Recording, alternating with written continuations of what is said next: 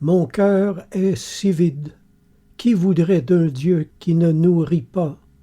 Le plus grand miracle de Jésus-Christ, ce n'est pas d'avoir accompli les prophéties juives, mais d'avoir réalisé les besoins de mon cœur.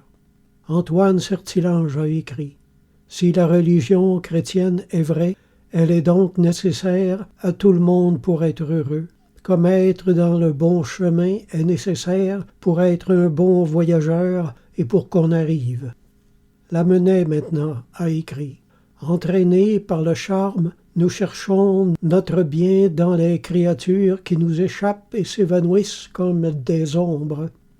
Nous voulons aimer et être aimés, et nous nous éloignons de la source du véritable amour. Considérons enfin combien il est insensé d'attacher notre cœur à ceux qui passent et combien sont vaines les amitiés de la terre qui s'en vont avec les années et les intérêts. Aimons Jésus sans partage, aimons-le comme il nous aime et comme il veut être aimé.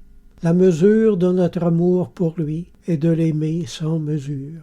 Malheur à qui lui préfère quelque chose, ses désirs sont sur la route du néant. Jésus a dit « Cherchez le royaume de Dieu, et toutes choses vous seront données par surcroît. » L'inverse est également vrai. Ne cherchez pas le royaume de Dieu, et le reste vous sera retiré par surcroît.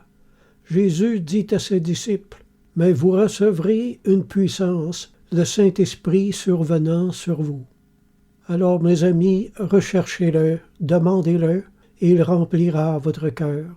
Jésus a encore dit, « Et moi je prierai le Père, et il vous donnera un autre consolateur, afin qu'il demeure éternellement avec vous. L'Esprit de vérité, il demeure avec vous, et il sera en vous. Je ne vous laisserai pas orphelins, je viendrai à vous. » Priez avec moi. Mon Dieu, si tu existes vraiment, donne-moi une preuve de ta présence et de ton existence.